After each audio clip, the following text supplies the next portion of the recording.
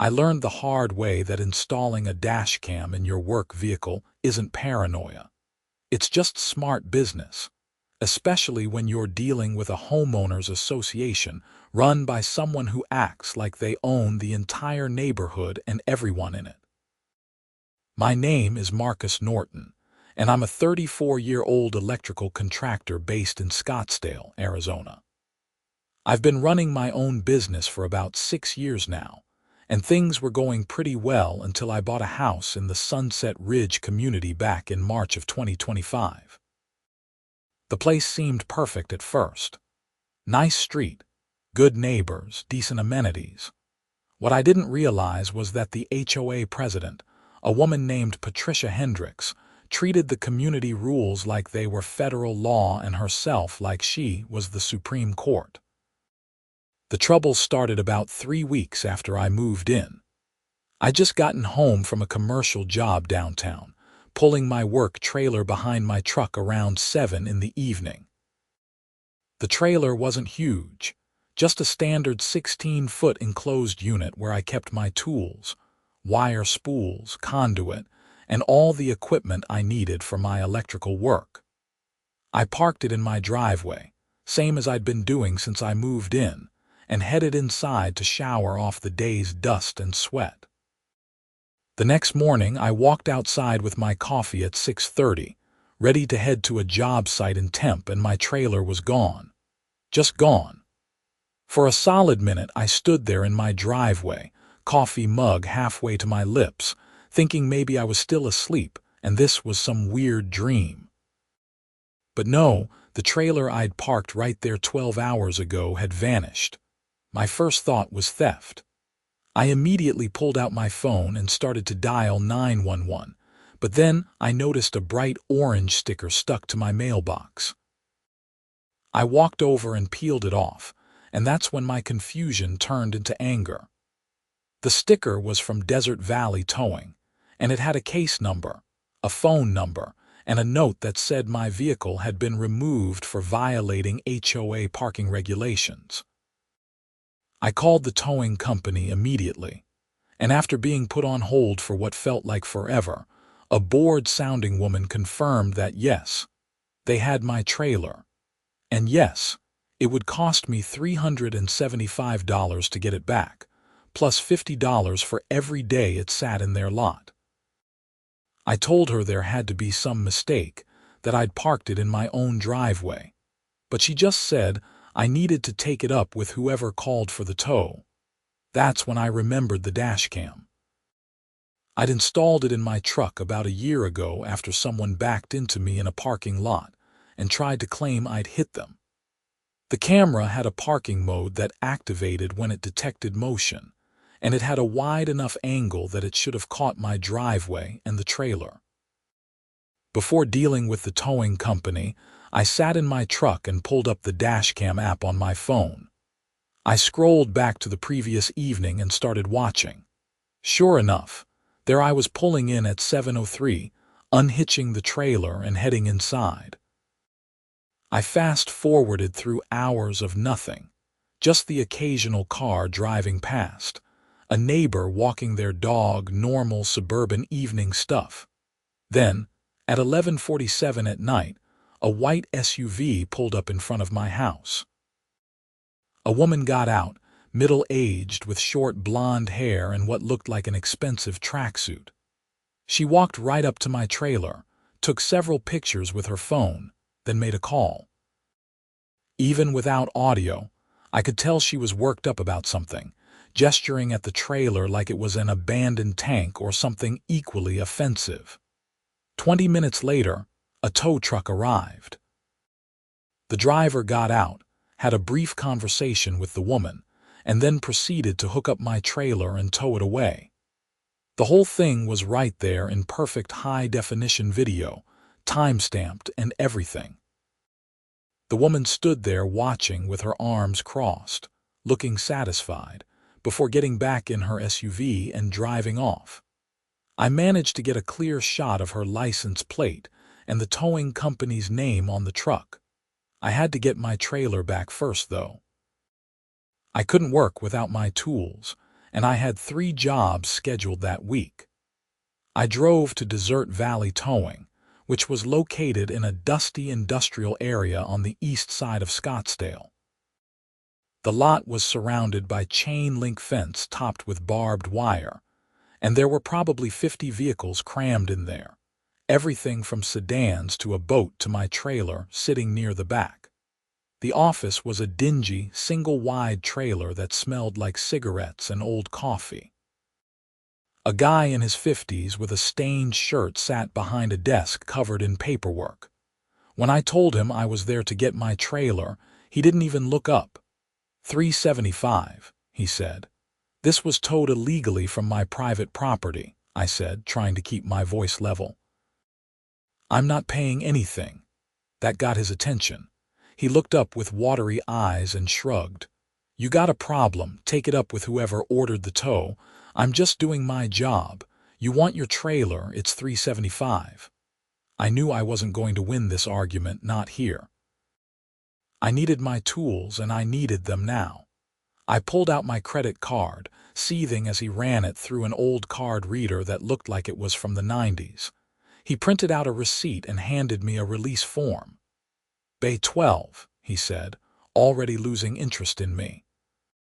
I retrieved my trailer, checked to make sure nothing had been stolen or damaged, and hitched it back to my truck. Then I drove straight to my job site, but the whole time I was working that day, I was thinking about that video. Someone had come onto my property in the middle of the night and had my legally parked vehicle towed. That wasn't just an HOA being annoying. That was theft. After I finished work, I drove home and immediately started looking through the documents I'd received when I bought the house. There was a thick packet of HOA rules and regulations that I'll admit I'd only skimmed when I signed. I started reading through it carefully now, looking for anything about parking. I found the section on page 42. Commercial vehicles and trailers were not permitted to be parked on streets within the community overnight. That made sense. I wouldn't want someone parking a semi-truck on a residential street either, but the rule specifically said, on streets. It didn't say anything about driveways. In fact, another section specifically stated that homeowners had the right to park personal vehicles in their driveways at any time. I read through the entire packet twice more, and there was absolutely nothing prohibiting me from parking my work trailer in my own driveway. I'd followed the rules exactly. The next morning, I went to the HOA management office, which was located in a small building near the community pool. A young woman named Jennifer sat at the front desk, and when I explained why I was there, her expression immediately became sympathetic. "Oh, you must have gotten on Patricia's bad side," she said quietly, glancing toward a closed door behind her. "She's the HOA president. She's pretty strict about the rules." "I'd like to speak with her," I said. Jennifer made a face. "She's not in right now, but I can leave her a message." I left my name and number, along with a brief explanation that my trailer had been towed from my driveway and I wanted to discuss it. Jennifer promised Patricia would call me back. 2 days went by with no call. I parked my trailer in my driveway each night after work, and each morning I half expected it to be gone again, but it stayed put. I thought maybe the issue had resolved itself, or maybe Patricia had realized her mistake. I should have known better. On the 3rd evening, I'd just gotten home from a job in Phoenix when I saw the white SUV from the dashcam footage parked across the street. The same blonde woman was sitting in the driver's seat, and she was staring directly at my house. When she saw me looking, she got out of her vehicle and marched across the street toward me. "Mr. Norton," she said, her voice sharp and authoritative. "I'm Patricia Hendricks, president of the Sunset Ridge HOA. We need to discuss your ongoing violations of community standards." I took a breath, reminding myself to stay calm. "Miss Hendricks, I believe there's been a misunderstanding. I received your message about having my trailer towed, but I've reviewed the HOA regulations and there's no rule against parking a trailer in my own driveway." Her expression hardened. "Commercial vehicles are not permitted in this community overnight. It's right there in the bylaws." "On streets," I corrected. "The rule says commercial vehicles can't be parked on streets. My driveway is private property." "Your driveway is visible from the street," she shot back. "It's an eyesore and it brings down property values. This is a residential community, not a commercial district. If you want to run a business, you need to rent a storage unit for your equipment." "I am running a business," I said, "and I'm following all the rules." "You had no right to have my trailer towed from my property." Patricia's face was turning red now. "I have every right to enforce the standards of this community. That's what I was elected to do. If you don't remove that trailer from your driveway permanently, I'll have it towed again, and I'll fine you for every day it remains in violation." "There is no violation," I said, my own frustration rising now. "And if you have my trailer towed from my property again, I'll call the police and report it as theft." "You do that," she said, her voice dripping with condescension. "And while you're at it, maybe they can explain to you that HOA rules are legally binding. You signed a contract when you bought this house." She turned and walked back to her SUV, got in, and drove off. I stood there in my driveway, hands clenched, knowing this wasn't over. That night, I made copies of the dashcam footage showing Patricia ordering the tow. I also highlighted the relevant sections of the HOA bylaws that proved I wasn't in violation of anything. Then I wrote a formal letter to the HOA board, explaining the situation and demanding reimbursement for the $375 I'd been forced to pay, plus compensation for the time I'd lost dealing with the situation. I sent the letter via certified mail the next day, and I also made an appointment with a lawyer. His name was David Chen, and he specialized in HOA disputes. When I showed him the footage and the bylaws, he nodded slowly. "You've got a strong case," he said. "She committed what's called conversion, which is the civil equivalent of theft. She took your property without legal authority. The fact that you have video evidence of her ordering the tow, combined with the fact that you weren't actually violating any rules, means you can sue both her and the HOA." "How much are we talking?" I asked. "Well, you're entitled to your actual damages. That's the towing fee and any lost income you can document. But you can also sue for punitive damages, especially since this was intentional. It depends on whether she backs down or doubles down." "I have a feeling she's going to double down," I said. David grinned. "Then let's be ready for it." Sure enough, 3 days after I sent my letter, I received a response from the HOA. Not an apology, not a refund, but a formal notice of violation. According to the letter, I was being fined $500 for parking a commercial vehicle in view of the street. And if the violation wasn't corrected within 7 days, I would be fined an additional $100 per day. The letter was signed by Patricia Hendricks in her capacity as HOA president. I called David immediately and read him the letter. He let out a low whistle. "Okay, she's definitely doubling down. This is good for us, actually. It shows a pattern of harassment and abuse of authority. Let's file suit." Over the next week, David prepared a lawsuit against both Patricia Hendricks personally and the Sunset Ridge HOA.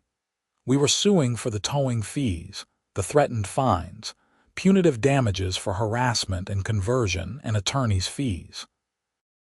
The total we were asking for was $25,000. The lawsuit was filed in Maricopa County Superior Court on a Tuesday morning. By Tuesday afternoon, I got a phone call from a number I didn't recognize. "Mr. Norton, this is Richard Vasquez." I'm an attorney representing the Sunset Ridge HOA. I've just been made aware of your lawsuit, and I think there's been a significant misunderstanding here. We'd like to arrange a mediation to resolve this without going to trial." "I'm listening," I said.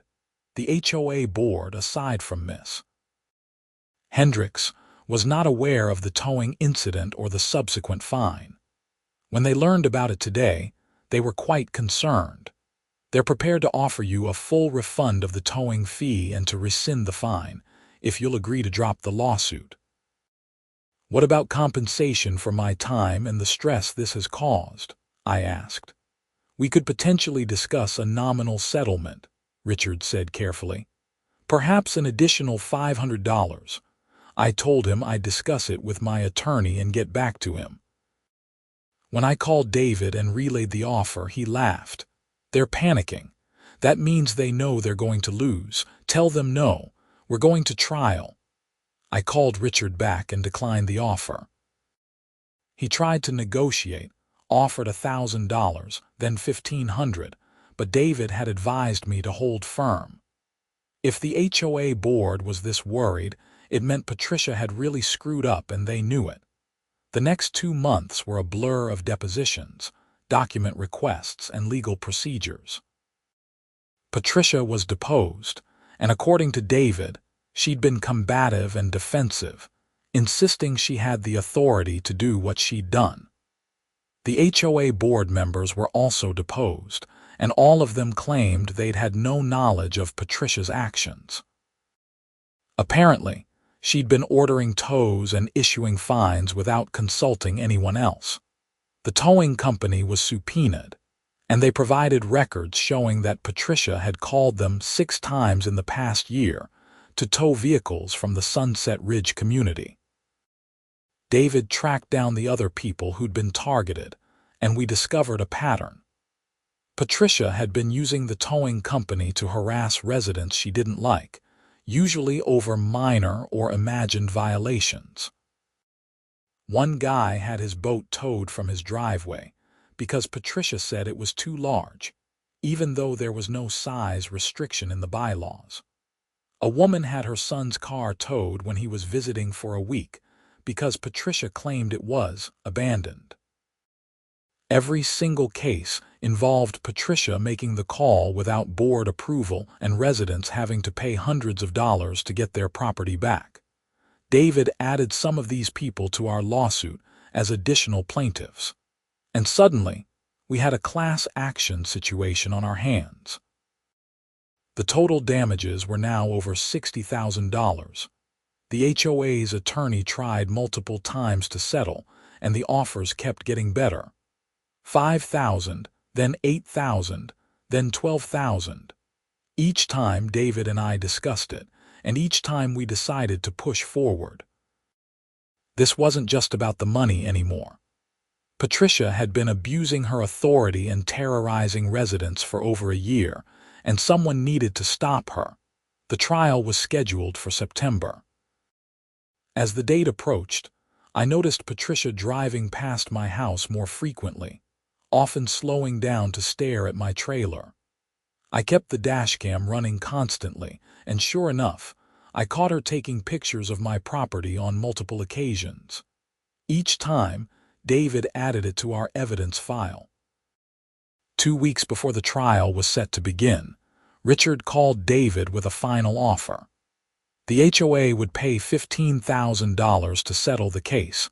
Patricia would resign as president, and the board would formally apologize and revise their enforcement procedures. David called me immediately.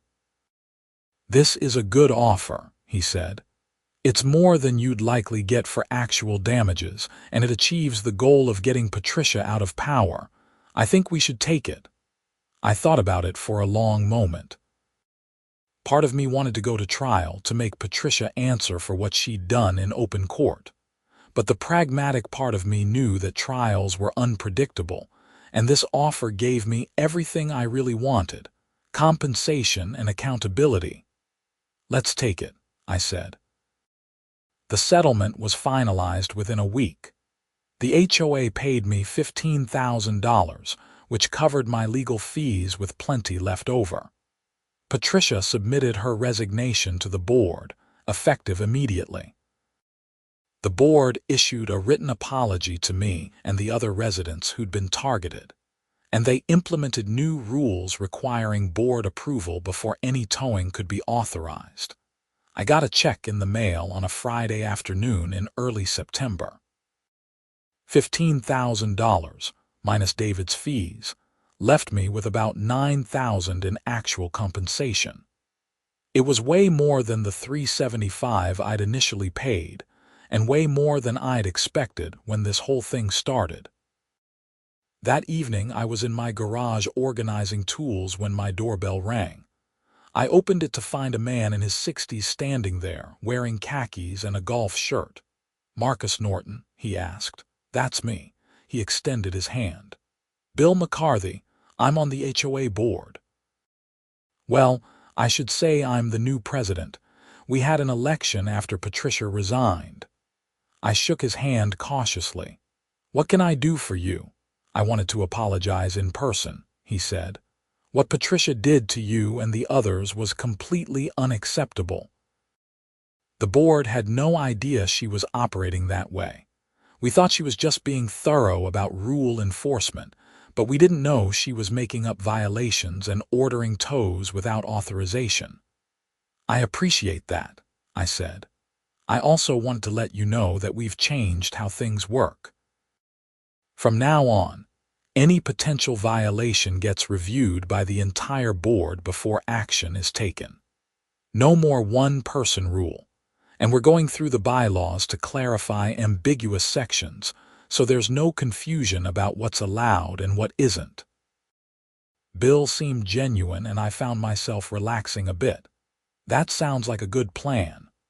We want this to be a real community," he said. "Not a dictatorship.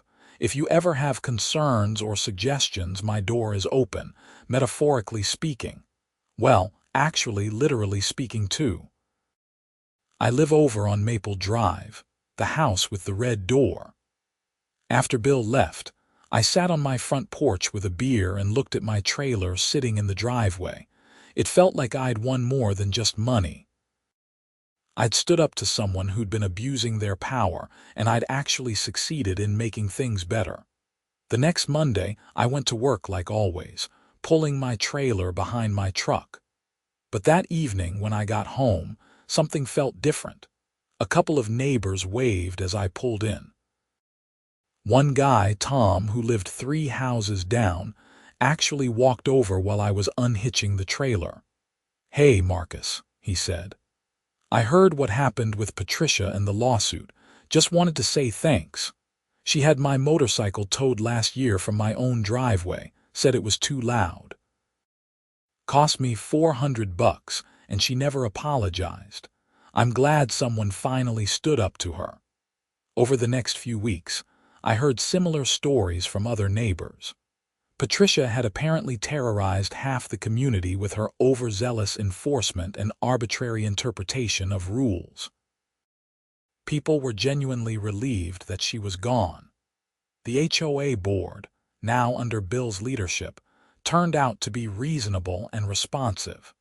They fixed some long-standing maintenance issues, organized a neighborhood barbecue, and actually listened to residents' concerns. It was night and day compared to Patricia's reign. I did see Patricia one more time, about a month after the settlement. I was at the grocery store in Scottsdale, pushing a cart down the cereal aisle when I turned a corner and nearly ran into her. We made eye contact, and for a moment neither of us said anything. She looked older than I remembered, tired. The sharp, authoritative demeanor was gone, replaced by something that looked almost like embarrassment. "Mr. Norton," she said quietly. "Miss." "Hendricks," I replied, keeping my voice neutral. She opened her mouth like she was going to say something, then closed it again. Finally, she just gave a small nod and pushed her cart past me. I watched her walk away, and I felt something unexpected: pity. She'd built her whole identity around being the HOA president, the enforcer of rules, the person in charge. Now that was gone, and I wondered what she had left. But then I remembered the dashcam footage, the satisfied look on her face as my trailer was towed away in the middle of the night, and the pity faded. She'd made her choices, and she'd face the consequences. That's how it was supposed to work. Life went back to normal after that, or as normal as it gets when you're running your own electrical contracting business. The trailer stayed in my driveway every night, and no one bothered me about it. I took on more jobs, hired an apprentice named Danny to help with the bigger projects, and even managed to take a vacation to San Diego in October. The dashcam stayed in my truck, still recording everything. I'd learned that lesson well.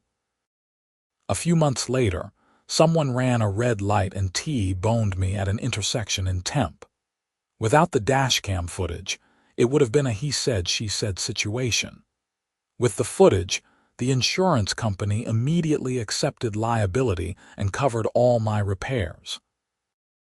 I told everyone I knew to get a dashcam after that. They're not expensive, maybe $150 for a decent one, and they can save you thousands in the long run. In my case, that dashcam footage had literally been worth $15,000. The Sunset Ridge community continued to improve under Bill's leadership. They repainted the community center, upgraded the playground equipment, and started a monthly newsletter to keep everyone informed about what the board was doing. It felt like an actual community now, not a subdivision run by a petty dictator. I ended up becoming friends with several of my neighbors, including Tom with the motorcycle and a couple named Greg and Susan who lived on the next street over. We'd have barbecues in each other's backyards, and I helped Greg wire some new outlets in his garage. It was the kind of neighborhood I'd hoped for when I bought the house. About 6 months after the settlement, I got a call from David Chen. He told me that Patricia had actually filed for bankruptcy, claiming she couldn't afford to pay her portion of the settlement. The HOA's insurance had covered most of it, but Patricia had been personally liable for a chunk of the punitive damages. Is she going to get out of paying? I asked. Probably not all of it, David said. Debts from willful and malicious conduct usually aren't dischargeable in bankruptcy, but it might take a while to collect. I told him not to worry about it. I'd already gotten my settlement from the HOA, and honestly, I didn't want to spend more energy chasing Patricia. She'd lost her position, her reputation in the community, and apparently her financial stability. That was consequence enough. The experience changed how I approached my business, too.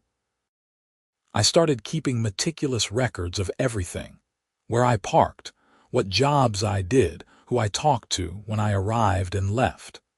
The dashcam became just one part of a larger system of documentation. You never know when you might need to prove something, and being prepared can make all the difference. I also became more involved in the HOA, attending monthly meetings and serving on a couple of committees. If I'd been paying attention from the start, maybe I would have known Patricia was a problem before she targeted me. Being an informed and active resident was the best way to prevent future abuse. Danny, my apprentice, turned out to be a natural at electrical work. He was 23, fresh out of trade school and eager to learn. I taught him everything I knew about residential and commercial wiring, and within a year he was competent enough to handle smaller jobs on his own. Having help meant I could take on more work, which meant more income and less stress. I expanded the business, bought a second trailer and a second truck for Danny, and started bidding on larger commercial projects. The settlement money had given me a financial cushion that allowed me to invest in equipment and marketing. By the summer of the following year, Norton Electric was pulling in twice what it had been before the HOA incident. It's funny how things work out sometimes. What started as a nightmare scenario Waking up to find my trailer gone and being extorted for hundreds of dollars ended up being one of the best things that could have happened. I got justice, compensation, and a much better neighborhood situation. Plus, the whole experience gave me a great story to tell at contractor meetups and trade shows. Always install a dashcam, I'd tell people. Best investment you'll ever make. The lawsuit also had ripple effects beyond just Sunset Ridge. David told me that several other HOAs in the Phoenix area had reviewed and revised their enforcement policies after hearing about the case. Some of them implemented the same board approval requirement that Sunset Ridge had adopted. It felt good knowing that my fight had made things better for people I'd never even met. As for the dashcam footage itself, I kept it saved on multiple hard drives and in cloud storage. It was the key piece of evidence that had won me the case, and I wasn't taking any chances with losing it. David had told me to keep it for at least 7 years in case any related legal issues came up, and I planned to keep it even longer than that. The trailer itself became almost a symbol in the neighborhood. Everyone knew the story, and whenever someone new moved in, they'd inevitably hear about the legendary HOA battle and the work trailer that started it all. The trailer just sat there in my driveway, perfectly legal and perfectly ordinary, but representing something bigger. The idea that you could stand up to unreasonable authority and win. I never had another problem with the HOA. Bill served as president for 2 years before passing the role to a woman named Margaret, who was equally reasonable and community-focused. The board continued to function as a group, rather than allowing any single person to wield too much power. Sunset Ridge became known as one of the better-run HOA communities in Scottsdale, and property values actually went up. Tom, my neighbor with the motorcycle, ended up becoming one of my best friends. We'd go out riding together on weekends, him on his Harley and me on the Kawasaki I bought with some of the settlement money. He'd been the first person to thank me for standing up to Patricia, and we bonded over our shared experience of being targeted by her arbitrary enforcement. "You know what the best part is?" Tom said one evening while we were having beers in my garage. "We can actually enjoy our homes now. I used to be stressed every time I came home, wondering if Patricia would find something to complain about. Now I pull in and I'm just happy to be here." That really summed it up. A home should be a place of peace, not stress. Patricia had turned the neighborhood into a place where people were afraid to park their own vehicles in their own driveways. Now people could relax and actually live their lives. The whole experience also taught me a lot about legal rights and HOA law. I learned that HOAs have a lot of power, but not unlimited power. They're bound by their own bylaws, and they can't just make up rules on the fly. Homeowners have rights, and sometimes you have to assert those rights forcefully.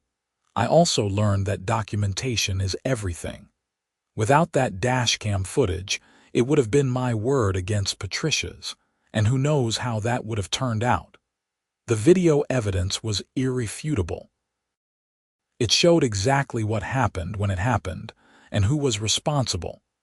That's what won the case. David and I stayed in touch after the lawsuit concluded.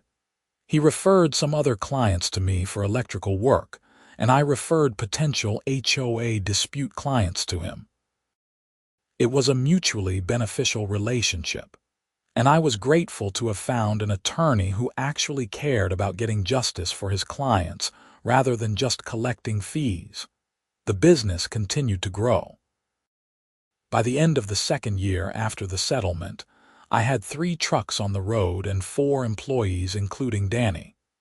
We were doing residential, commercial, and even some industrial work.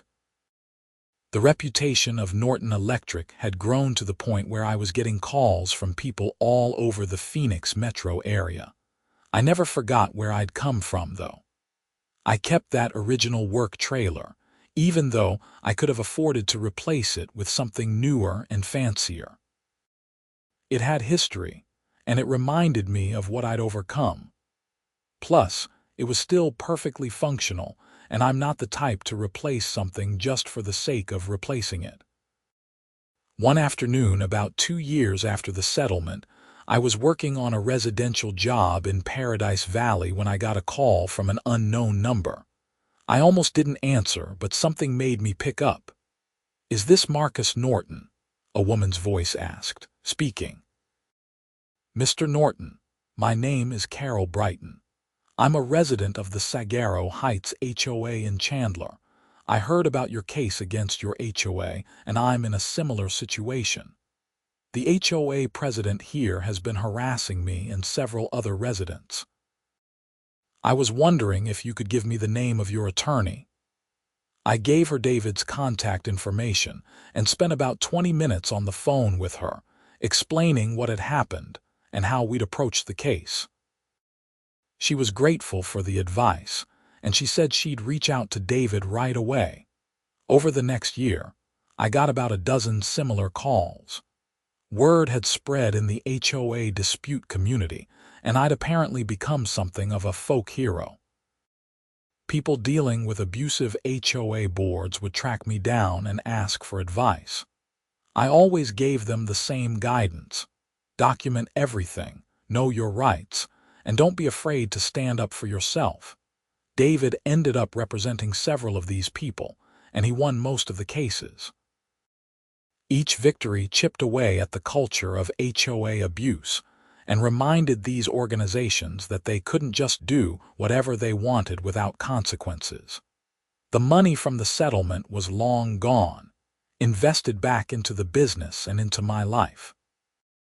I'd paid off my truck, upgraded my equipment, hired more people, and even put a down payment on a small office space for Norton Electric. But the impact of winning that case lasted far beyond the financial reward. It gave me confidence, both in business and in life. If I could take on an abusive HOA president and win, I could handle just about anything. That confidence helped me grow the business, negotiate better contracts, and stand up for myself and my employees when situations demanded it. Danny eventually got his journeyman's license and became my right-hand man in the company. I taught him not just about electrical work, but about business, about documentation, and about standing up for yourself. He'd heard the HOA story dozens of times, and he understood the lessons it taught. Looking back on the whole experience now, years later, I can honestly say I'm grateful it happened. Not grateful that Patricia was abusive and power-hungry, but grateful that I had the tools and the determination to fight back and win. Too many people get pushed around by petty authorities and just accept it because fighting back seems too hard or too expensive. But sometimes fighting back is worth it, not just for yourself, but for everyone else who might be victimized in the future. Standing up to Patricia didn't just help me. It helped Tom and the other neighbors she'd harassed. It helped the future residents of Sunset Ridge who would never have to deal with her arbitrary enforcement. And it helped people in other communities who heard the story and found the courage to stand up to their own abusive HOA boards. The Dashcam is still in my truck, still recording every drive. I check it periodically to make sure it's working, and I've upgraded to a newer model with better video quality and more storage. I'll never drive without one again. It's insurance, evidence, and peace of mind all rolled into one small device mounted to my windshield.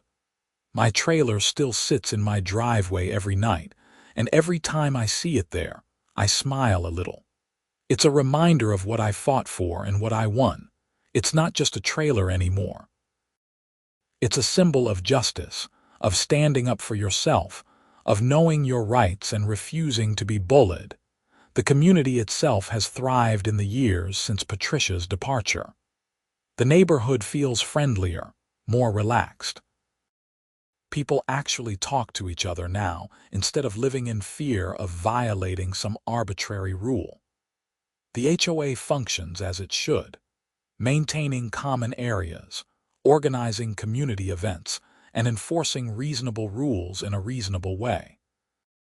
I ran into Bill, the former HOA president, at a community event last summer.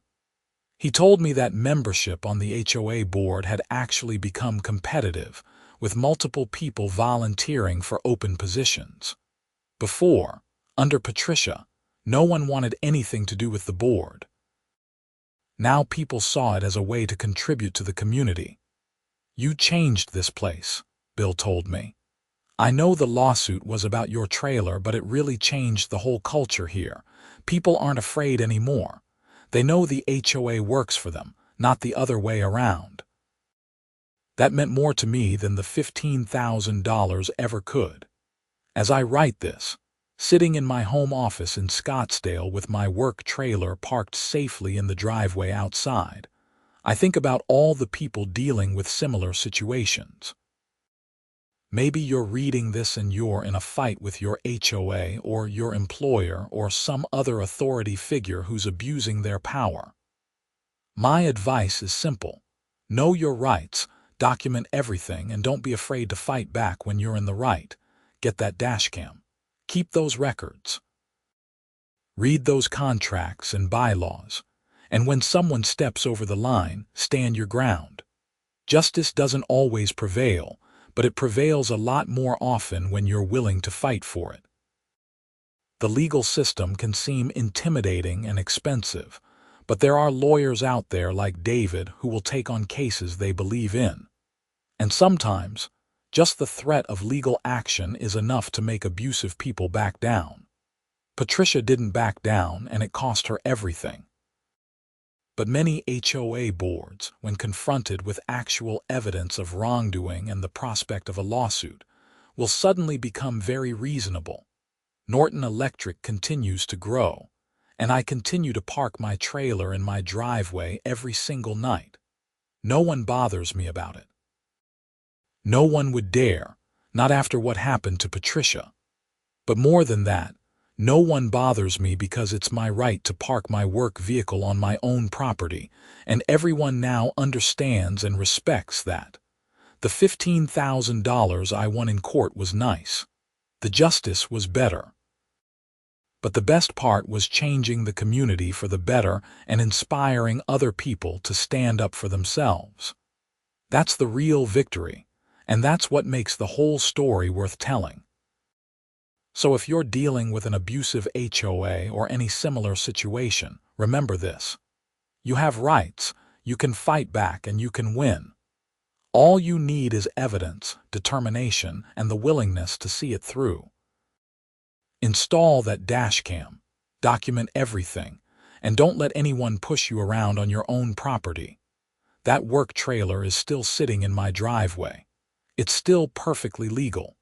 And it's still a reminder that sometimes the little guy wins and the bully loses.